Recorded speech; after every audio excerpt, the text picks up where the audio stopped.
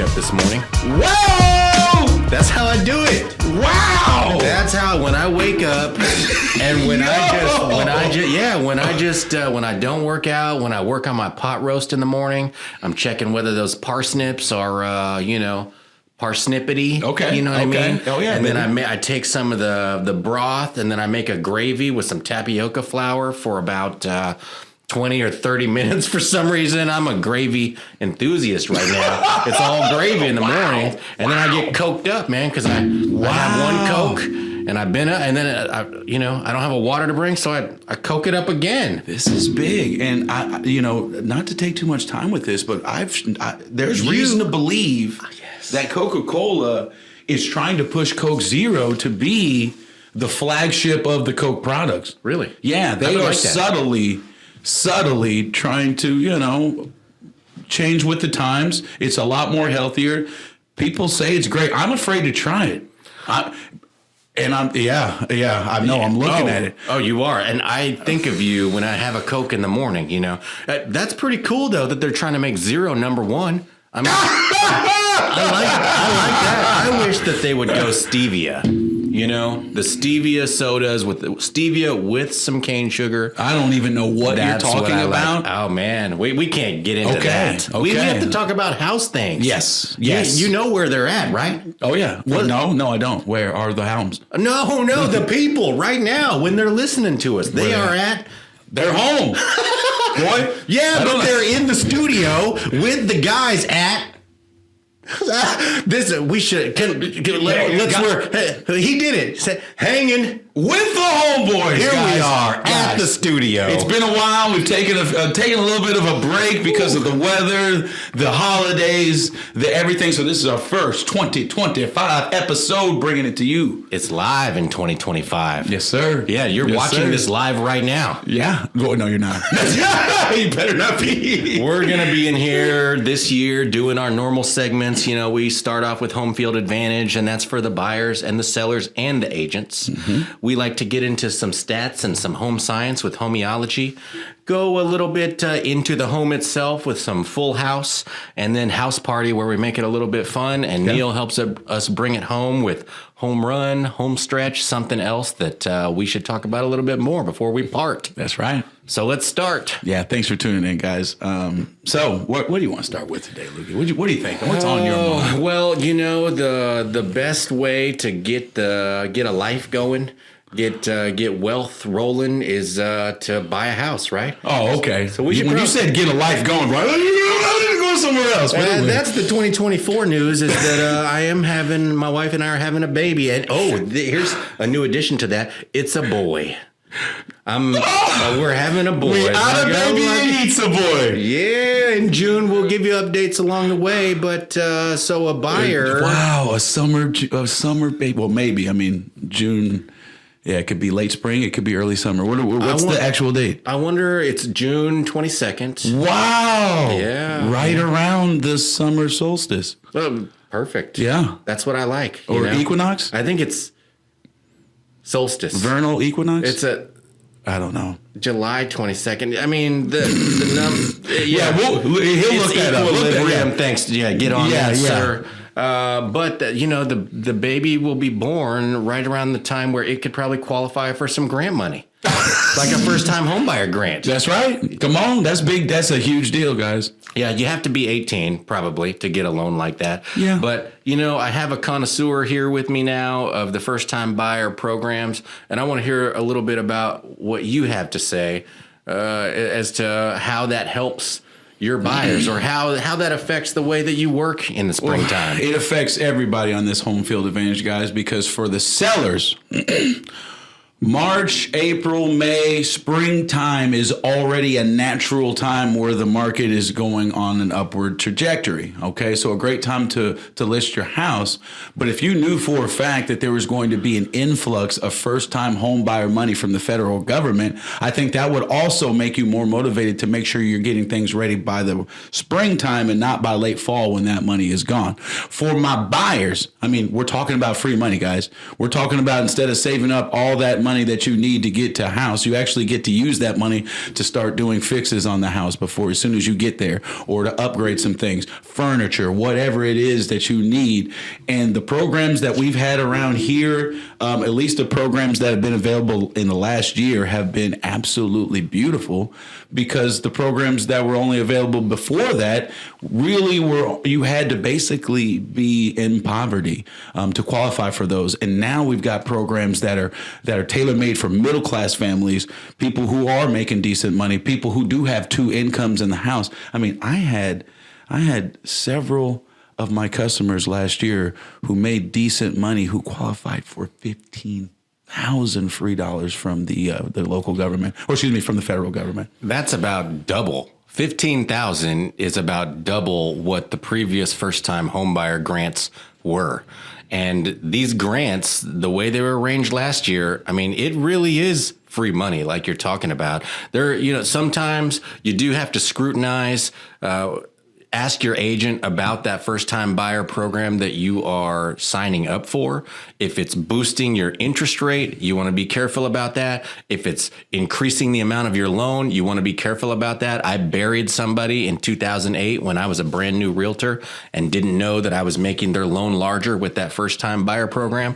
But these have not been that way, or the ones that we're talking about here in Topeka, Kansas, through Federal Home Loan Bank and some other places like that. This will really change a young home buyer or a young family, change their life. Yes. They can go from owning nothing and having saved nothing to going out and having enough money to buy that house and stop paying rent for a year or all the years to follow. Yeah. And when you're talking about getting somebody to be able to come to the closing table with basically no money down, and to be able to walk away with a decent house, it really is life-changing, and it illuminates things for people who have been stuck in the same mindset and believe they're going to be in the situation that they have been in probably for the rest of their lives. So for the agents out there, the last person that we're talking to, you got to get this information out. You've got to be friends with more than one banker,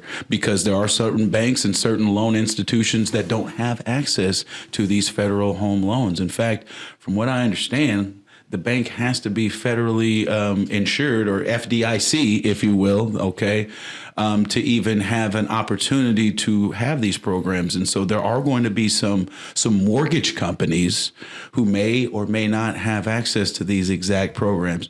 And a lot of them know that. So a lot of these mortgage companies have created their own internal grant money programs that may work for your clients or may not. But the idea is, don't wait.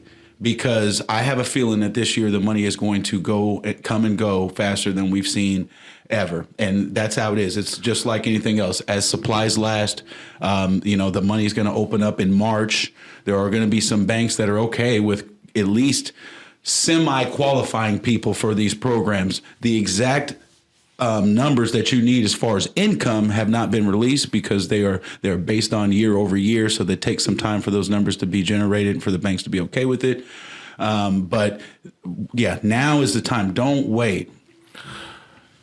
As you can tell, Chris has a lot of experience, working with the first-time homebuyer grant programs. He's worked with a lot of buyers last year, knows the lenders that are using them, and that's a very important thing for you as a buyer, is to be working with a realtor that has that experience, has that frame of reference, knows those lenders, because there can be situations at the very end, like Chris said, the number of the loans ran out earliest last year as compared to any other years that we've seen before. And there was even a time when I actually slid in last year with a cousin of mine at the very end of the available loans at a certain bank. We were at a credit union. They ran out.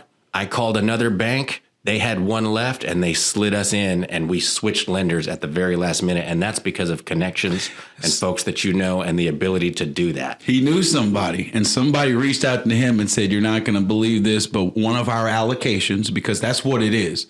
They make sure that no one bank can give out the majority of the money to people. They make it to where there's allocations of certain of those. So they have a certain amount of files that they can do per month.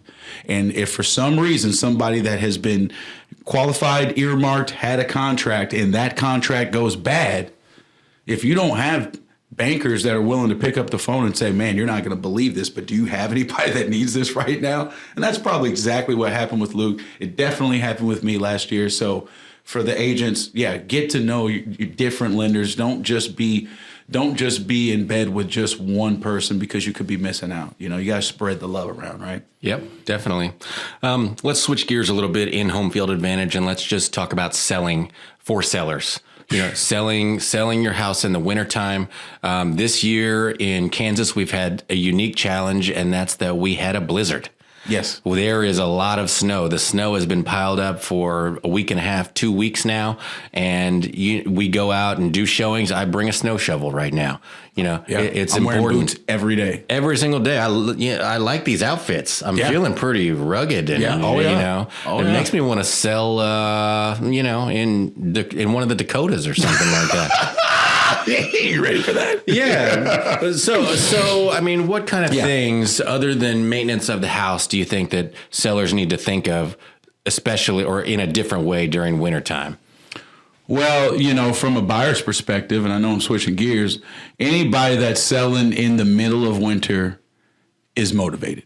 That's the signal that I'm getting, because the people who could time the market in their favor are most likely going to wait until it's more convenient.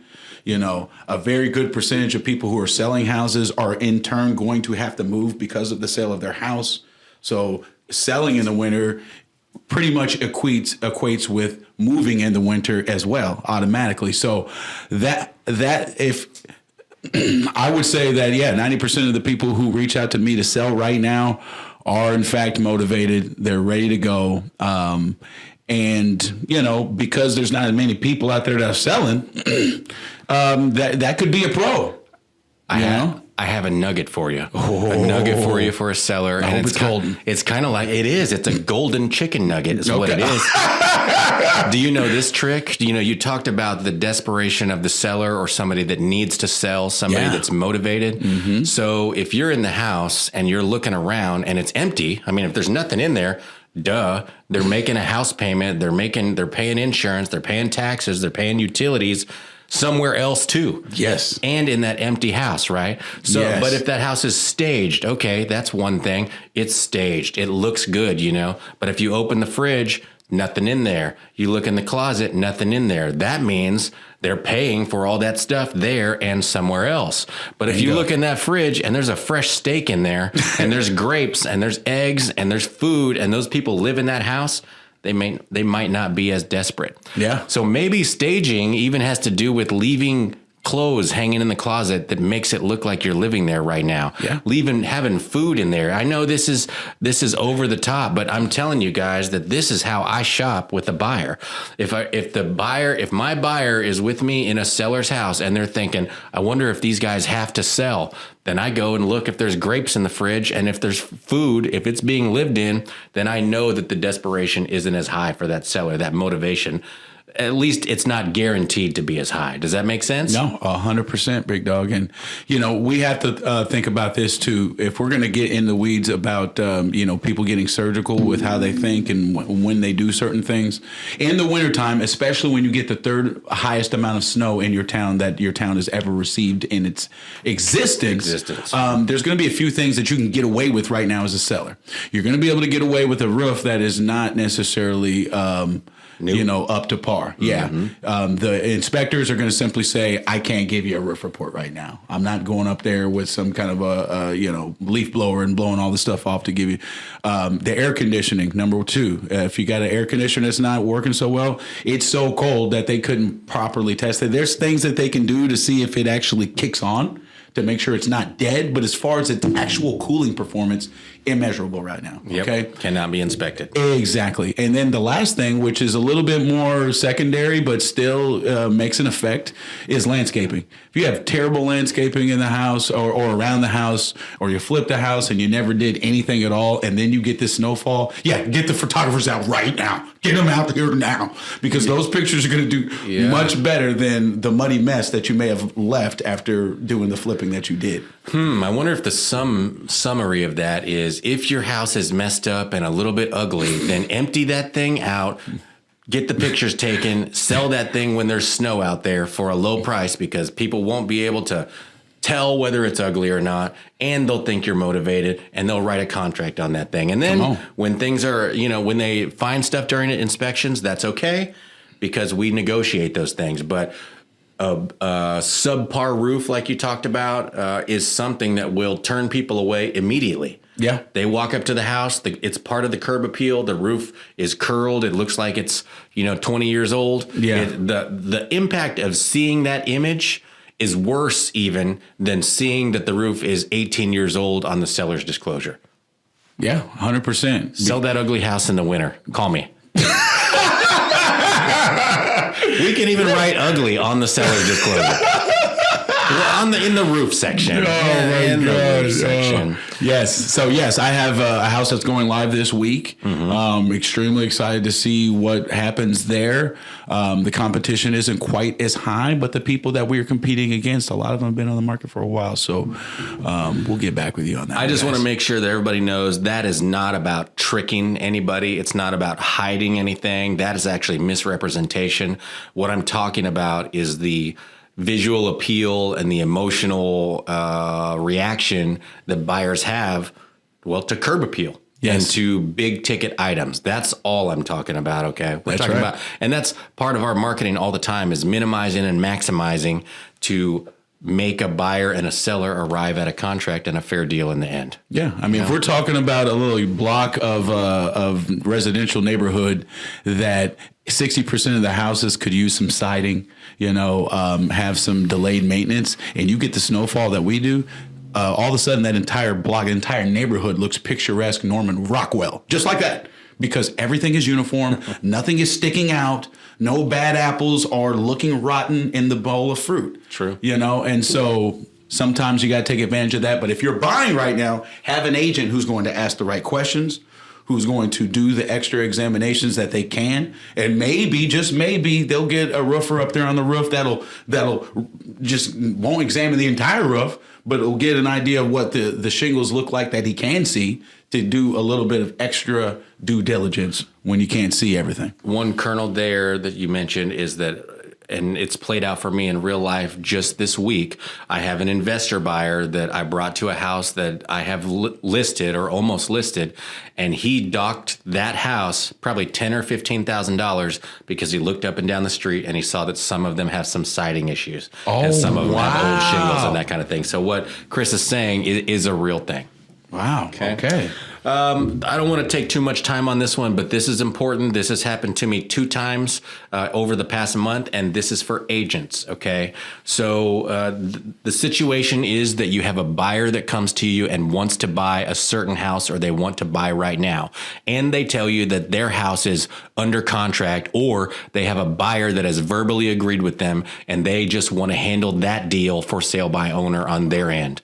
If you do that, if you let that buyer handle that deal on their own end, you have, as the agent, you have no control. You have no awareness. You have no contacts. So you just have to take their word for it, your client, your buyer, that they know what's going on with that transaction. And when they communicate with that buyer that they have for their house, all of the terms rely on their expertise and their ability to pull that deal together and have all that in one conversation.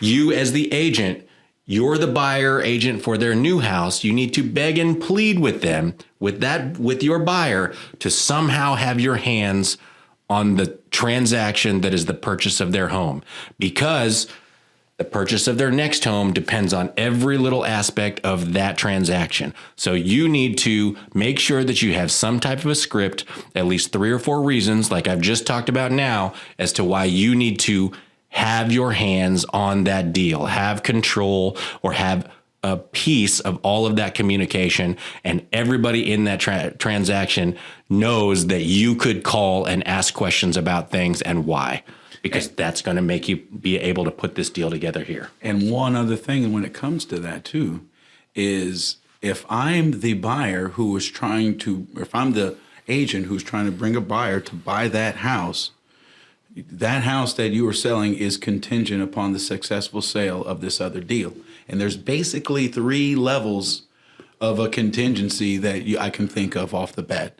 The one that we want the most is the other house that needs to sell is being offered by us, and we have skin in the game. Okay, that's huge, right? Because they know we need to see it through, because if we don't get paid on either deal. Mm-hmm. So that's the best contingency that you could have. The second best is it's a house where another agent is on it. Mm-hmm. So it may not be you're still 1 degree of separation away, but you got somebody that has, skin in the game. There's a pro on the on the other end who wants to see this deal come through. And then the third, the worst, is the one he's talking about, where you are multiple degrees of separation away from what's happening. And unless you craft a way to involve yourself in that deal, you're going to be when I come to him with the offer, he's literally going to be speculating about the ability to close. He's not going, unless he's just going to lie and say, yeah, everything looks good over here, I guess. The thing is, agents, most of those buyers on the sale of their house, they're worried that you want to make money off of that. They're worried that their buyer doesn't want you in the deal and is going to think that you want to make money off that. Yes. And they're worried that of some kind of other way that you will mess up that deal. Yeah. So they found a buyer, right? Yes. So they feel like, why am I paying you when I already found the buyer?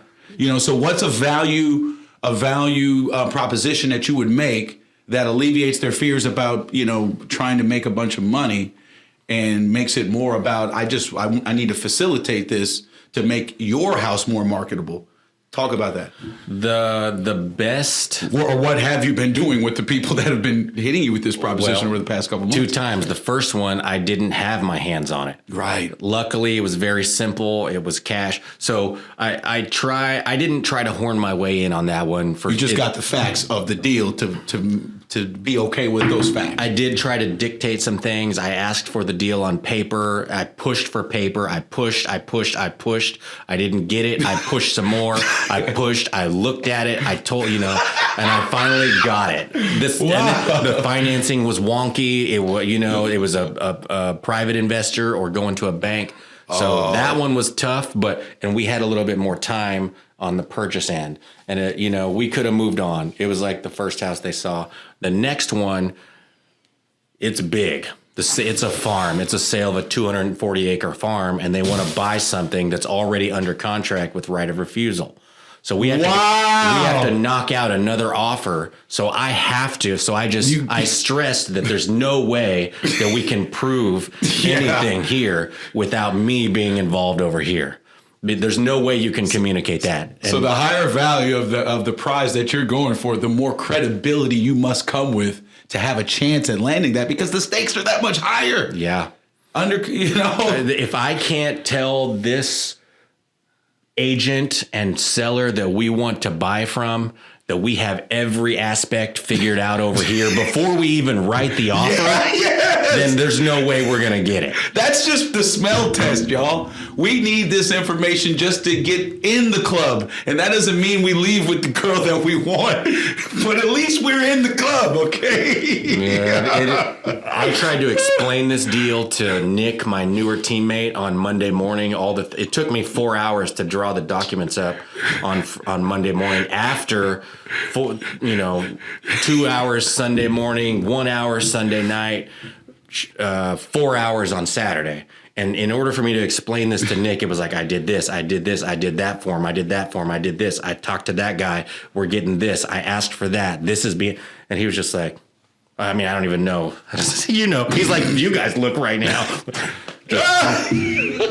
And guys, this is it. I don't think Luke has, when it comes to what you're doing to make sure that you have everything that you need checked off to help them buy the house that they want, you're not doing it in exchange for a commission on that deal, are you? Or maybe you are. I'm always doing it in exchange for commission. You mean the other deal, the first deal? I'm talking about the deal that they have with the person that they know. Are you saying, look, I got to help you and you got to pay me? It depends. Twice. I mean, it really depends. Okay. Like the second one, I'm getting paid on because I got involved with it, but it's nominal. It's okay. Like it's really for the purpose of. Yes. Our company being able to shoulder a deal. I can't just do a deal for because there's liability involved, and absolutely. Is that the answer to your question? It is. Okay. And essentially, the value proposition is going to change depending on who it is. Sometimes you might do the work of another agent on another deal and not get paid for it, but if that allows you to even have a deal on the other end, sometimes that may be worth it to you. Sometimes it's not. It's a personal call, and how you explain it could be the difference between getting a little bit of something versus all of nothing because you tried to get a little too greedy, and so it's very delicate. And there's sometimes all of nothing. If you don't get that deal here, sometimes then you miss it. You do a lot of work looking for another deal. You don't even get a deal because they decide to do something else. Yeah, or the heartbreak of losing the one that they really wanted. They just can't get over it. Mm-hmm. Some people are tough losers. I'm one of them. We'll talk about that later. Well, speaking of tough scenarios, let's transition to something that's going on in our country right now. We're getting updates every morning, about the Santa Ana winds. It took me 4 or 5 days to understand that the California wildfires were being fueled by 70-mile-an-hour winds. You can't. It's hard to fight a fire like that. Yeah, it's turning the fire that is burning into literal blowtorches. And then you combine that with the fact that land value is so high that houses have to be built closer together. It is a recipe for disaster. And you combine that with the fact that there has been, these are areas, there's a song called It Never Rains in Southern California. Okay. And that came out a long, long time ago. So this whole stuff about, what the climate's doing is real, but we're talking about an area that doesn't receive a whole bunch of water anyway. And then you combine it with a historically low drought compared to what normally that area of the country gets about 20 inches of precipitation per year. Over the past 2 years, it's gotten about 4 inches each year. Okay. Whew. So you combine that with high winds. This is why locally, no matter where you live, they talk about fire risk levels, and it's all based on weather. Okay, whether or not you can even get a permit to start a fire really depends on the moisture content in the air, the winds in the air, because if one thing gets out of hand, this is where we end up, with blowtorches blowing people's houses down. And scientifically, I mean, they're 80% behind on rain. Yeah. They've got 80% less rain than they've had over each year for the last 2 years. Yeah. It's going to be very dry. And apparently the year prior to the drought, it was an abnormally wet year, which allowed for much more vegetation to flourish. Oof. Which that vegetation, as soon as it gets dry out and there's not much, sustainability for that new vegetation, it just becomes kindling. That's what it becomes fuel. To make the intensity of the fires even worse. We're getting word that this was some kind of arson, so if you've been on TikTok and RIP TikTok. I don't know. That's another story. But if you've been on TikTok, you probably heard of all kinds of different conspiracies about, was this set intentionally? And yes, some of these fires were, but why? Is it just somebody that wants to make mischief, or is there something deeper going on? We ain't going to get into that today, but, thoughts and prayers to everybody out there that is dealing with this. Many of these people on these houses did not have insurance. Did not have fire insurance. They had maybe the minimum type of insurance that you could have to still have a mortgage on the house. But as far as fire insurance, a lot of them were dropped by their carriers in the past couple of years based on the recipes that the insurance companies pay big money to have to see where areas are going to be much more risky. As time, winds on, we'll probably be revisiting issues and how this affects the housing market in terms of insurance costs, and what that means for people here in Kansas and all across the nation. Probably material costs, building costs. This is real estate that's why I'm bringing this back here now is these are homes. This is where people live. And it's not just the homes there that will be affected. We'll all see some type of, I don't want to use anything that's punny here. There will be effects that touch all of us. And understand this, guys, for the people who've been upset over the past 5 years because rental rates have skyrocketed basically everywhere. Well, understand this is not landlord associations of America coming together and having some conspiracy to make things. The cost of ownership of a house, once it goes up, either property taxes or insurance, and in this case, both of them going up at rates that we have never seen year over year before, it's going to affect everybody, whether you own a house or not. This is why your landlord is charging 30, 40% more on the same dang house as they were before. It's not all just price gouging, guys. The cost of ownership and the cost that it takes to actually, have these properties available is going up for everybody.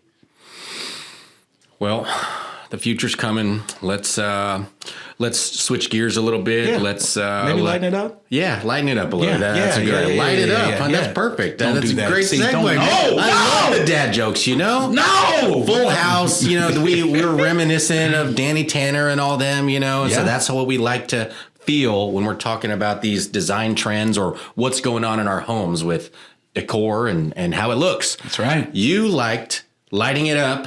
You wanted to talk about possibly Christmas lights right now. What is it? It's January 15th. What does that mean for an American right now? How should that house look right now? Should it be decorated for January? Yeah. And with January decorations? What are those, man? Snowflakes? Yeah, snow. we cut out snowflakes and put them on the windows. Or should we have Christmas lights still twinkling and lighting up the living room? What do you think? Well, I like to get rid of the Christmas tree by the new year if I can. Boom! I know. What the? I know. I just, as a parent, and you understand this too, Christmas comes with its own set of trauma, all of the keeping of the secrets from the children. You add in the elf on the shelf stuff, man. Once that's over, I need peace in my heart again from what I had to do over the last month. I need that gone. But when it comes to exterior lighting, holiday lights, if you will, Christmas lights, I'm late to the game on that. I used to be the guy that didn't care at all. I didn't want to spend the money. I didn't want to get on the roof. I thought if you can see that I have a Christmas tree through my window, damn it, ain't that American enough? But finally this year, and my wife will attest to this, I am slowly breaking out of my frugal, cheapskate ways. And I paid someone to come and put up lights on my house, and I fell in love with them immediately. Okay. All right. And so the cheapskate that still lives within me says, well, damn it, if you paid to get them, we gonna ring every dollar that you paid out of these lights to where it's like, yo, brother, sun ain't going down until 8 o'clock. It's over. Okay. I like this progression here, because he started with like, man, I'm tired, man. I can't deal with this stress.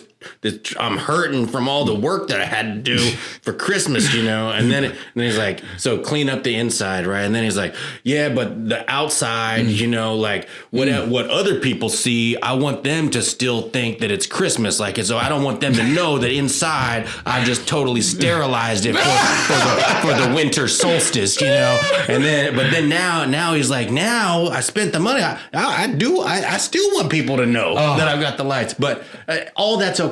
Yeah. It's all right, man. There's no right or wrong unless it's June and the lights are still up. Oh, good. Because I think half of it truly is, when you go to nice neighborhoods, one thing that you can do to make your house look like it's worth more money is adequate lighting after dark. Oh, yeah. Really nice houses aren't dark at night. Okay.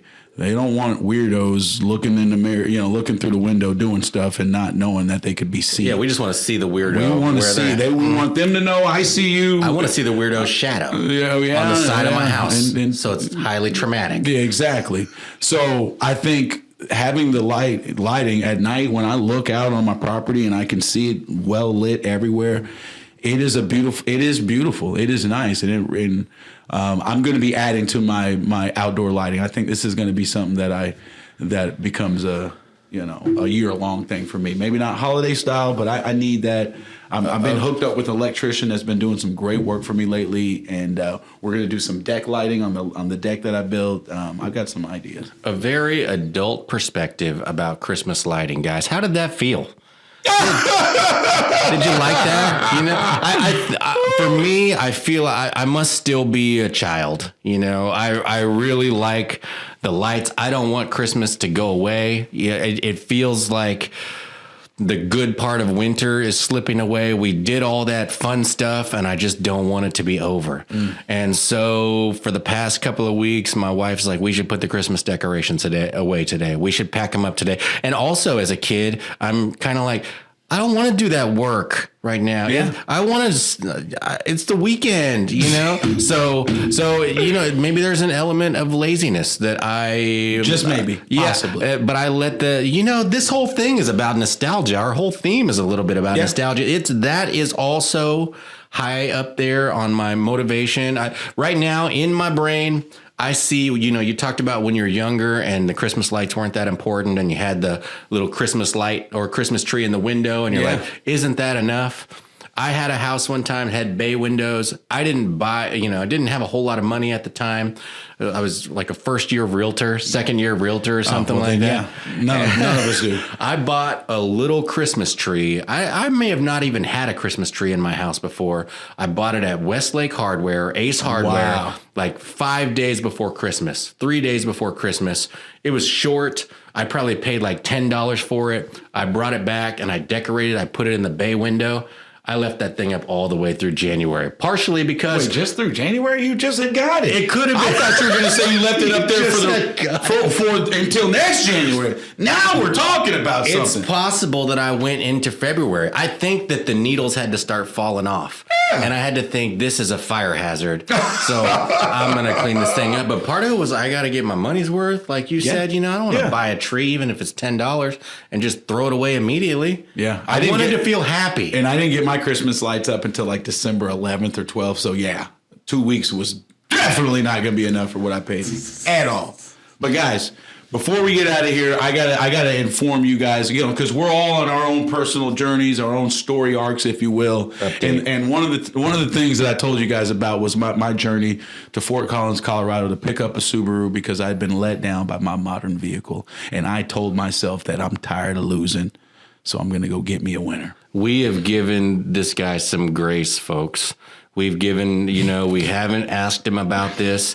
This is everyone, get out your Kleenexes. Oh my God. It's time. We brought you up. Now bring them to reality. This 20-year-old Subaru with only 30,000 miles. It was the right one. I got this thing back here in Topeka. 1 mile? Is that 1 mile a year? 1,000. I mean, barely over 1,000 miles a year. I mean, when you talk about the old lady that only took it to church, this was her. Okay, and shopping, guys. It was a clear black night and a full white moon. And my wife needed me to go show a house that she had originally been earmarked to show. To Warren Gilmore. That's right. It was about a 45-minute drive on a 2-lane highway. And what I found out later that night was that it was the beginning and the all-out fury of deer season. Yes, folks. Within 2 days of me having this thing in my possession, and thank goodness I got insurance, and thank goodness I just went and paid my tags for it, put it in my name, I hit a deer on the way home from this stupid showing that I wasn't even supposed to be at. First deer? First blood? Have you ever hit a deer? I hit a deer on that exact same road going in an exact same direction over 20 years ago. And that deer's great grandchild is Was it the same day? Was it the same day? Yeah. Was it 20-year anniversary? It might have been We should something check like that that. out. Yeah. Ashley would know. But listen, guys, I went through a serious depression because, number one, I thought, okay, it hit a deer. That doesn't mean it has to be totaled. And I'll never forget when I saw the first correspondence from the body shop that said, obviously totaled. It was like, Obviously total. yeah. They didn't even give me a breakdown of what it would cost to put it back together. You need to go see Brian Kennedy at no, CarStar. we do this. Yeah, it was at CarStar. But anyway, yeah, it was at CarStar. Brian. It obviously total. No breakdown of the bumper and the hood and the. We don't make those parts anymore. Yeah, bro. My heart was broke, and of course, now I have to deal with insurance. And I paid a premium for this car, maybe over the book value slightly, but book value on cars that are old and can't be duplicated is very, very weird. Okay, and as a guy that spent 10 years in the business, cream puff cars that cannot be duplicated, we throw the book value out, and we pay all the money that we need to pay to get that vehicle, and then we charge all the money that we need to charge to still make a profit on that vehicle. And if they can't get it financed because it's overbooked, then they just need to bring cash. We don't care. Okay? Cream puff. Somebody will pay that's what we call top that. dollar for a cream puff. Every day. I was one of them. Okay. And so this $8,500 car that I bought, insurance said that they were willing to give me $5,000 for. I don't know how much you paid for it. I just said $8,500, but I love you. You were touching papers. You were touching papers. So what's the insurance company supposed to give you for your car? Well, they're supposed to give you retail value for your car, aka replacement value. So if you had to pay the book value of a car plus sales tax plus an administrative fee from a company, all that should be in what you get. And I just need everybody to know that it's the insurance way. They're trying to keep costs down. They are going to lowball you in the first one. And if you don't know how to combat that, you're leaving money on the table. And number two, the big companies, they outsource all of that to some data company, right? And they say, this is what they came up with. You have to dispute it with them. And what made me so upset is the cars that they tried to compare to mine. They wanted to have the exact same year and the exact same type of car. Mm-hmm, but not the same miles? Not even flipping close.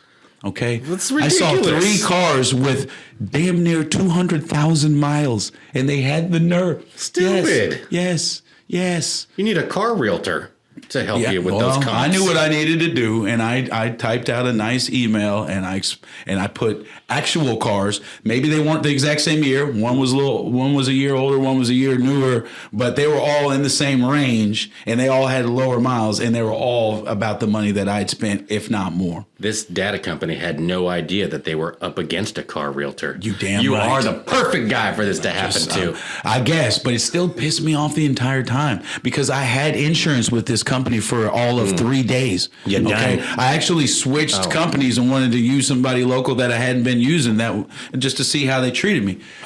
But after the dispute, they finally came back and said, "We'll give you $8,000 for the car."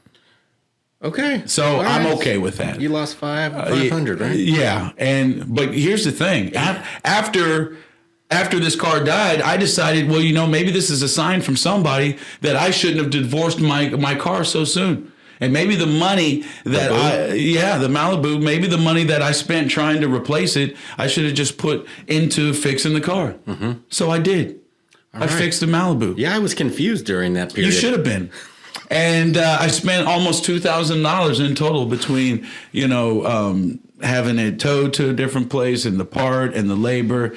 And the car ended up with the exact same malady that it had before I spent the money. After the $2,000 It didn't fix the car. Dang, wrong It didn't diagnosis fix or the car. something. But guess what? It gets Sucks. worse. The company that gave me the diagnosis, I was so upset with what they wanted to charge me that I found somebody to do the exact same job for less. And because I did that and I saved about $700 in so doing, I lost the ability to go to the people that gave me the diagnosis and say, didn't fix it, your problem now. Dang. So for me trying to be Mr. Cheapskate, Dude, I yeah. robbed myself of a warranty of this deal. And so now the money that I spent is lit on fire. Don't you? And I can't go to the guy that fixed it and say it was your fault. He didn't diagnose it. I told him, put this part on my car. Hey, it's okay. No. It's okay. Pisses me off. It's all right. And I hate losing. It happens to everybody. And this is the type of people that you might be negotiating in the future is people like me where it's all about principalities, guys. When you try that hard, and you still don't win, you lose more. Yeah. It feels like your face looks right now. And Yeah. I'm sorry, man. So what did I do? I just You have surrendered. value. I surrendered and I said, fine. If I have to buy a car like my wife's, see, the idea was my wife was supposed to be the one with the nice car that we could all be in the family and be comfortable and have all the amenities, and she's happy with life. What did I do? I went out and bought the exact same car that she has. I think that's cool. I have the exact same car that she has. It's just a different color. Hers is dark black, dark guys are gray, cute, man. and mine is white. It's the same. We have two 2022 Chevrolet Equinox in our possession right now, and I am now that couple. So continue to witness me get older in front of your face. Older, lamer, no more Air Force Ones. We're trading those in for Nike Air Monarchs, okay? New Balances, okay? Hey dudes, they'll be in our future, guys. We need you to stay tuned. I got nothing else to say on this subject at all, except I needed my truth to be purged from my body so I can go on living again. And I can forgive myself for the mistakes that I made and the things that were out of my control. Those Equinox. I love that. Neil, What you got, baby? Take us home. home stretch. Take us home. Is it common practice to check a fridge when you're showing a house? Ask this man. That was you brought it I up. know. That's what I'm saying. I can't tell you because I'm me. Yeah. I am him. And now that you've given up that secret, like, are there going to be people camped out, like, watching him carry bags of groceries into his listings? Yeah, they're not really living And then you here. can start buying, like, tube socks and stuffing them in the drawers. I might. I really hadn't thought about Let making me the find plan. out that you opening drawers, man. Don't do. Oh, no. Come on, dog. You cannot Come open on, drawers. dog. Okay, Everybody good. knows that. That's There's right. certain drawers you can't open. You shouldn't open any. If I was confused, if I looked in the fridge and I was like, I don't know, that lettuce, it doesn't seem like it could wilt. You know, it's funny we started out with the golden nugget theory because you could put chicken McNuggets in there. They could be in there for like a year. They still No look one fresh. would know. If I look in that closet and there's an inordinate amount of clothing, then I might have to look in the drawers, dude. I might have to find out if I'm being deceived or if these people are really motivated or not. Wow. Guys, get you an agent. Get you an agent that is going to pull out all the stops and all the drawers to make sure that you get the best You don't. negotiating position that you can get. You folks. never look in the drawers drawer.